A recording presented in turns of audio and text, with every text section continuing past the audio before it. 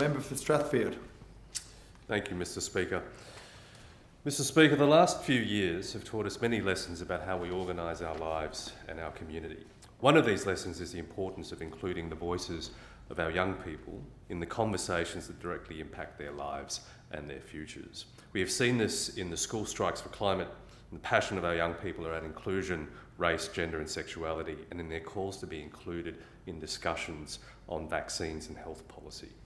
I'd like to recognise one remarkable young woman from my electorate in Strathfield, Ms. Anhaar Kareem.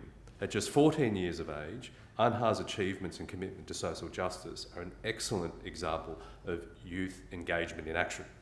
Anhaar is a writer, volunteer and advocate for young people in her community. She's been volunteering with the Islamic Women's Welfare Association, an organisation established by her grandmother, Abla Kados, since she was 9 years old.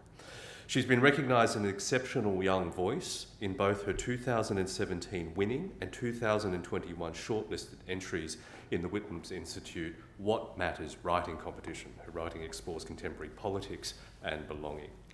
Anhaar makes and sells handmade jewellery, including charity earrings, with profits going to First Nations communities and Palestinian children.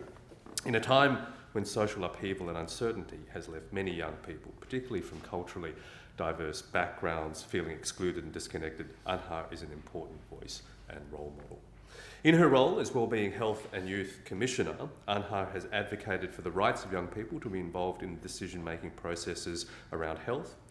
In the wake of continuing Islamophobia, Anhaar has written on the rights of young hijabi women to feel safe and included at all levels of society. This includes at school, walking down the street, and understandings of what it means to be Australian. In her recent article in The Guardian, Anhaar writes, I quote, "From the perspective of the 14-year-old hijabi, I am urging you to stand in solidarity with us to call out racist behaviour and attacks on hijabis anywhere you see it.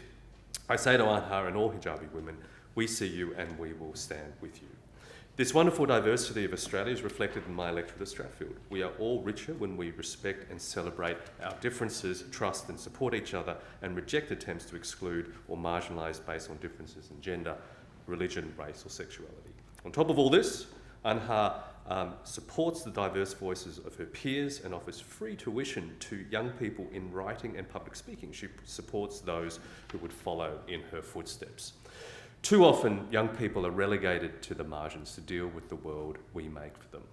Anhaar demonstrates that young people engage beyond this narrow space carved out for them. On behalf of the Strathfield electorate, I want to congratulate Anhaar Kareem and commend and support her in her advocacy for young people.